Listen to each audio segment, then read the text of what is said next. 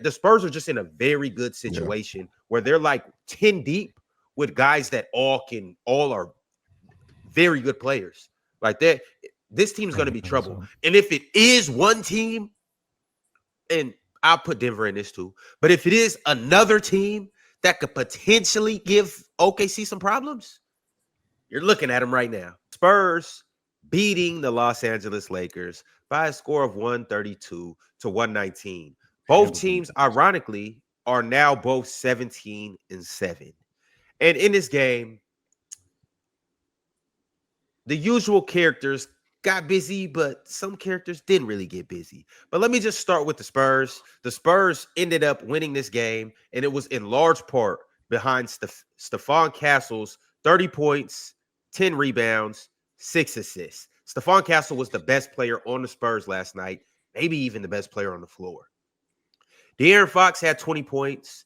And also for the Spurs, they had 1, 2, 3, 4, 5, 6, 7 people scoring double digits. Devin Vassell almost got there too. He had 8 points. It was a full team effort, but Stefan Castle led the fight last night. And then for the Lakers, Luka Doncic got his nightly 35.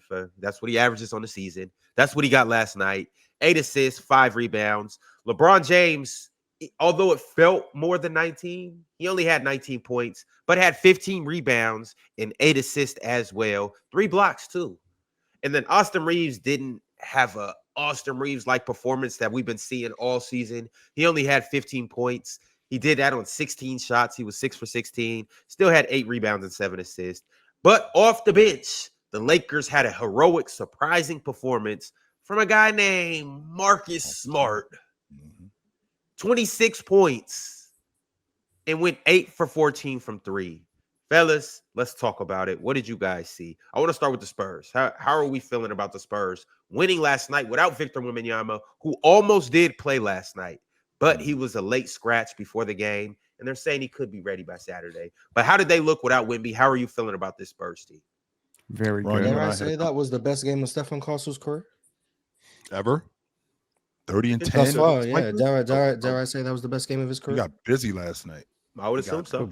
Last well, night. he didn't have any defenders in front of him yesterday for the most part. So, and I think that was the game. Yeah, we'll talk about the Lakers, but we're not there yet. But Stefan Castle was amazing. He was great.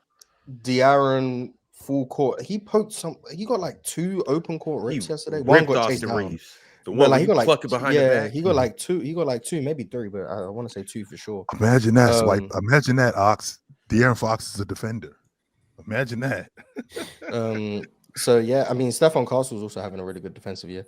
Luke Cornett's been nice on defense, getting dunked on, notwithstanding.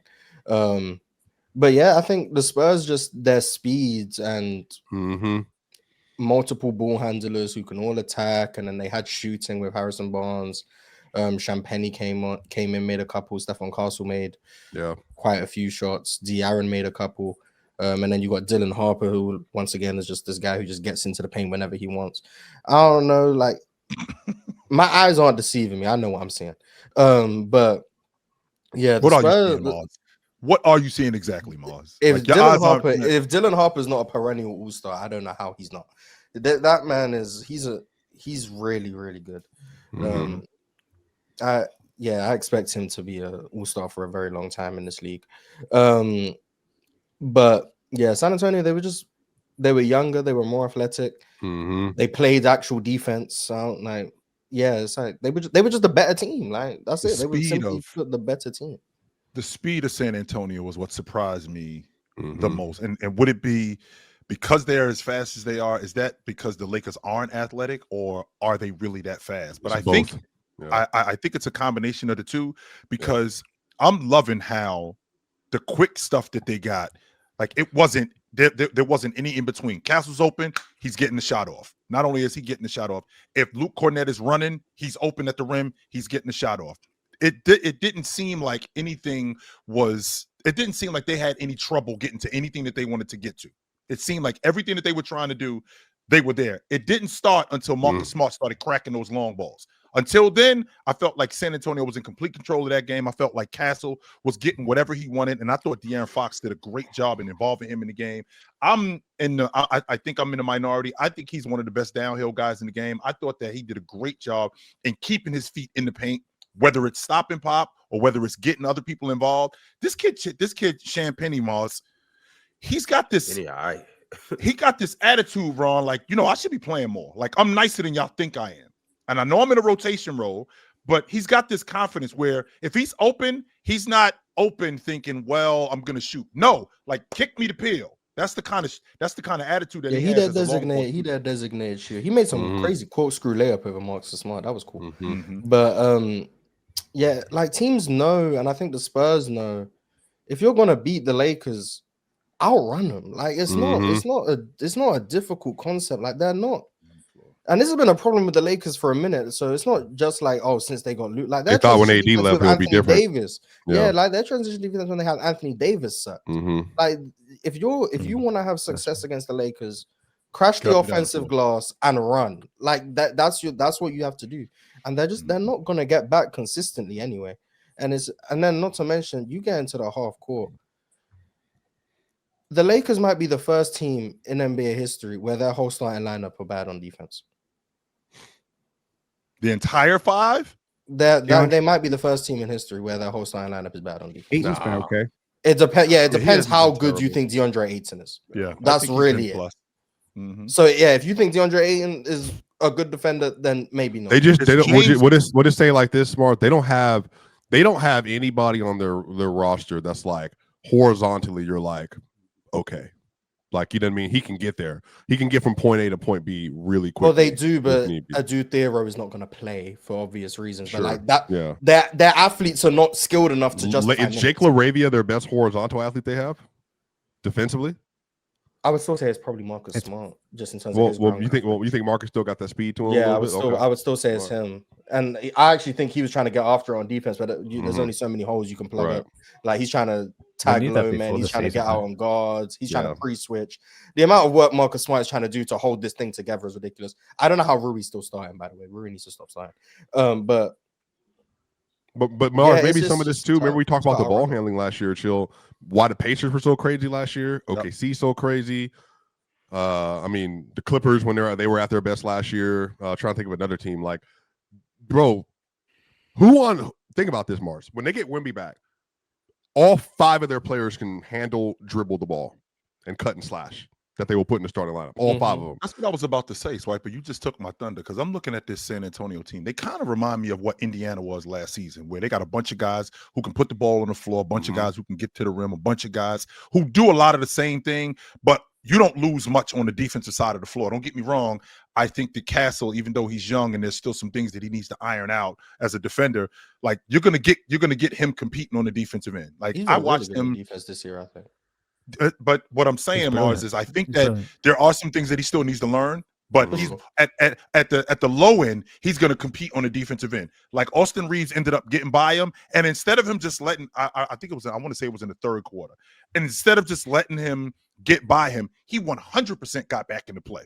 100% got back into play and made Austin Reeves take a tough shot. Like stuff like that tells me that a team like this, when I got that big guy behind me in Wemby, that's just going to make them even more viable. So with that being said, I think that this San Antonio team, they have the necessary pieces because they got a bunch of guys that do the same thing. And on the defensive end, I don't think that they lose much. I like what I'm saying with the San Antonio crew. I do. They're good. Devin Vassell didn't have a good game yesterday, y'all. Oh, yeah, I want to shout out Keldon Johnson. Keldon Johnson as well made some huge shots. And Keldon Johnson's reinvented himself because everyone knows back when Keldon Johnson and Devin Vassell were leading the Spurs to the tank, and one of them was the leading scorer. I think it was Keldon. I was not very high on Keldon Johnson. I was trying to tell people Devin Vassell was the best player on the team. I wasn't the highest on Keldon. But him reinventing himself as this like hustle wing who's like a bully around the basket, crashing the offensive glass, can knock down the three, instead of like this attempt to go get your own bucket player, I think has been amazing for him. Like, I think they said like he was top 10 in field goal percentage in the league or something. I think that's what they said on the broadcast. Like him reinventing himself in that way and finding like his niche. I think definitely been impressive. Sound to me like Moss, he turned it into what Jeremy Shochan was supposed to be. That's what it sounded like he turned it into. But Mars, he didn't reinvent himself. They have Carter Bryant who doesn't play. He was over leveraged. I'll say that. He was over leveraged. It wasn't his fault that he was on a team where he had to be the leading scorer. Like he's just not a number one option, and there's nothing wrong with that. But it also helped him in the long run by him having to over leverage himself and having to do more. Now when your role lessens and you get better players around you, now it's like, okay, I don't have all the defensive attention on me. Now it's easy for me to go get a bucket in a one-on-one situation, or the ball's been swung 2 or 3 times. Now I can easily beat a one-on-one coverage when I had to then beat the help defense and all of that extra stuff, and game plans were focused around me. Now, like guys like him, Devin Vassell, like life has never been easier for Devin Vassell than now. And even like, this isn't a knock on Dylan Harper or anything, but Dylan Harper's now a rookie. And like, yes, he's a very good player, but teams have to focus on De'Aaron Fox. Teams have to focus now on Stefan Castle and his ability to drive.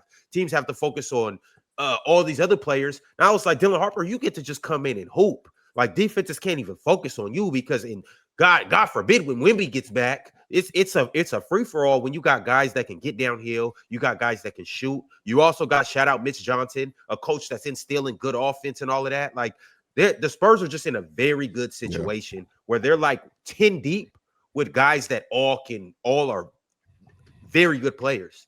Like that, this team's going to be trouble. And if it is one team, and I'll put Denver in this too, but if it is another team that could potentially give OKC some problems, you're looking at them right now. This year? OKC smokes them. I'm not saying that they'll beat them, but but you would prefer them against OKC than Houston? I'm probably taking Houston. They don't have this. Houston's got more size than them. Not yet. That's what. Not yet. No, but that's not the thing, though. That's not the thing. It's not the size for me, Chill. It's the ball handling. I literally have a group of guys that I believe can handle pressure and make enough perimeter shots against OKC. And you guys, we've talked about this a lot. We've talked about Case and Wallace, Lou Dort, and these guys and their ability to pressure guys. I don't believe that they'll be able to just take De'Aaron Fox out his game for 7 games. Well, maybe not. I don't believe that they'll be able to keep Stefan Castle out of the paint for 7 games. Dylan Harper too. I believe that his game. I definitely think they could take Wemby out of his game. Yes, potentially, but Wemby brings so much to the table that it's like even if you take him out of his game offensively, you still have the defensive stuff that he brings to the table, and you still have the mismatch advantages too. Where if the 3-headed trio of the point guard situation, the 3-headed trio, if they can get into the paint enough, they can still create advantages with Wemby throwing oops, creating. I think the thing they don't have though is the Steven Adams thing with the Shingun. That's probably going to be the difference though. Like their ability to offensive rebound. Size throws a monkey. You don't think Wemby can? Wemby? Nah, Wemby's not that kind of rebounder yet. Not yet. Not to mention, it's more of an emphasis with Houston. Like they're trying to be the best offensive rebounding team to ever exist. Like as good as Wemby is, like think about Wemby fighting with Steven Adams all damn night. Think about him fighting with Sengun all night. And then having to score. And then you got Capella coming in for 8 minutes too. Capella gonna come in. And then you got think about him fighting with them dudes all night. I'm not talking about. First off, the Spurs are better than the Rockets. First off, but we're talking about the Spurs. Fully healthy. Yes, but we're talking about we're talking about the Spurs in OKC right now, and I'm talking about the advantages that they could potentially present to OKC. And once again, I'm not saying that they're better. I'm not saying that they'll beat them, but I'm saying if it is a team that can challenge them, I believe it's this Spurs team because also, too, they play defense. So they play defense. They're fast. They're athletic. And they have the biggest nightmare in the league. They have the what? Victor Wembanyama. You think they're a better defense than the Rockets? You think they're a better defense than the Rockets? I never said that they were. I said that they play defense. Yeah, but I'm asking. The Spurs defense sucks this year when they're healthy. The Wemby's missed time. Defense with Wemby is different. It would be. They got the best defender in the league, and then they got perimeter demons out there playing defense. Stefan Castle is a nightmare. Who you said multiple? Yeah, Stefan Castle's become like a legitimately. Who are the multiple, Ron? The only person I've seen give Stefan Castle problems this year is Steph, and that's because he runs around. But like, if you're guarding like on ball, like Stefan Castle, he's. I don't know. Jamal was working him respectfully. Shout Jamal. Bro, the size that Houston has, not only the size that they have, they can match athletically. Not only can they match athletically in the post with the 4 bigs that they have, that makes up for what Wemby does. As good as Wemby is as a defender, that makes up for what he does. And then you got the athletes that they have on the wing. I mean, I think that cancels out all of the stuff that San Antonio did. On top of that, they bigger than them. So Chill. we watched I'm gonna tell you what's my them problem. play They're not really on that playback. big Chill. of We watched the Houston versus San Antonio game on playback. Chill. I don't think they Who won that game? I can't cancel remember. out. Who did win that game? I don't remember watching that game. The Spurs won. Oh, The okay. I can't Spurs remember beat the them? game. I'm trying to Yeah, it was a remember. game. If I'm not mistaken. KD didn't have a great game. He had like 7 turnovers. Oh, you remember that was the game. That was the game. Harrison Barnes was torching KD. Mm-hmm. But That's chill, right, I it was don't. in San Antonio. I do remember that, Ox. Okay, I'm following you now. Okay. Yeah, I don't know if it cancels them out. Because like when Steven Adams and those guys, when they're matched up with Wemby, like Wemby stretching the floor on those guys, making them move a lot.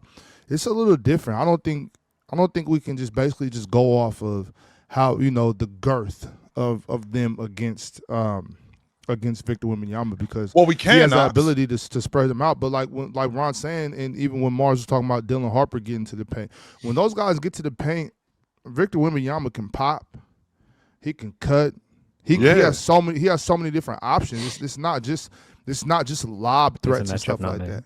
I'm not arguing that point. He has to spread that whole defense out. Sure, and I could get with that, but so can Sengun. And not only can Sengun, sure.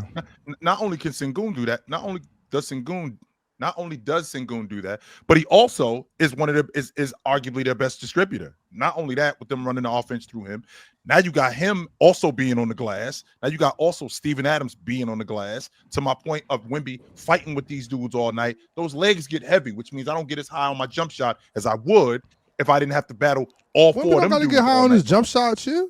He's 8 feet tall. Ain't nobody closing out on that. But the thing about it too, chill, it's like if Sengun's the matchup, then that's less battling he has to do. It's not Steven Adams. And I don't think that even matches it might sound crazy. Right. And it might sound crazy to y'all, but the muscle in San Antonio is Keldon Johnson and dudes like that. It's not really Wemby. Mitch Johnson called him the heart Houston of the wouldn't team. guard. Houston probably wouldn't guard Wemby with their bigs necessarily. Like the I teams in the wouldn't. league that have given Wemby problems are the guys that actually put a smaller guy on him and they have the big roam. Like Phoenix when they got people under him and do your work early and things of that nature. Dylan So and them, yeah. Yeah, that's just what a Dylan matchup. used to do for Yeah. Houston. But- But now but- you but can't Damien, put can they- Jabari on Wemby. It just doesn't work. They've tried But- it before. It doesn't But work. Damien, can they do that to San Antonio if you're going small, if you got Harrison Barnes out there at your power forward and Wemby's playing the 5, can you put Steven Adams on Harrison Barnes? That's You when know they'll what I go. mean? Can you? No, they'll but go I zone. think they got a lot Right, of right, so optionality that's- though, like Jabari Smith. Yeah, so think they right. have So enough but big that's items. what I'm saying. Like that, I'm just going to combat in Chill's point, where it's like those guys aren't going to be as much of a factor against San Antonio as they will against more teams, because I don't really know if you can play those guys as many minutes as it is for them to make that big of an impact. Unless to see in the chat, unless if Cornette's in the game, they got shooters, chill. They got fast, quick guards. Some of those dudes can't, they can't play. Swipe. The viewers went back up since I started talking. But you guys remember initially, They- once again, They have. Yeah. to bring it back. I'm not talking about the initial debate wasn't OKC or it wasn't the Spurs versus the Rockets. And we can have that. Like that's still a good conversation. It's who matches up against the Thunder the best. And chill. I'm gonna tell you my problem with the Rockets. And it's actually a problem that I've been debating the whole time. I've been saying that, the Rockets do have their point guard, Reece Shepard. And you've been saying that they do have their point guard, Amin Thompson. That's very true. But what do they look like in a 7-game series with Cason Wallace, Lou Dort, and J-Dub, and these guys pressing them? Now, although I do believe that Reed Shepard's going to be a good player and he's going to be he's their point guard of the future, that is still a scary scenario. The Spurs don't have that. We have De'Aaron Fox, Stefan Castle, Dylan Harper, and then we have other people. Castle isn't exactly not turnover prone, to be fair. No, he is, but I'm saying we have 3 reputable point guards, 3 guys that can protect the ball. And we don't necessarily have a concern when it comes to that. And then we have other ball handlers too. Yep. The Houston Rockets, that is their biggest concern is who's bringing the ball up the court, who's setting up the offense, who's initiating the offense, who's penetrating, who's getting into the key, who's making all these good decisions, all of that stuff. The Spurs don't necessarily have, they can run and all of this other stuff. And they just have, to me, that they have a better handle when it comes to And with that being said, I could counter that with what Oklahoma City's offense is. Oklahoma City's offense is predicated on turnovers. Now, I can appreciate your logic, Ron, with us having a ball handler issue.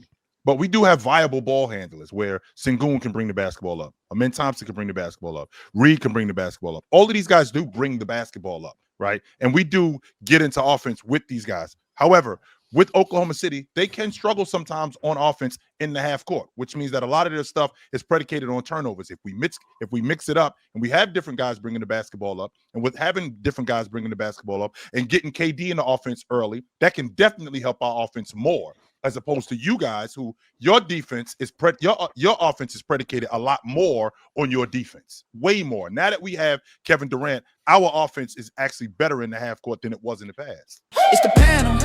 Religion get built on cam. Where the check throw smoke and the host go ham. You ain't never seen hoops all hit the raw. Every take got weight, every night we drop. Yeah, this that barbershop. Courtside, worldwide tone. Welcome to the only show that really feel like numbers jumping like the score.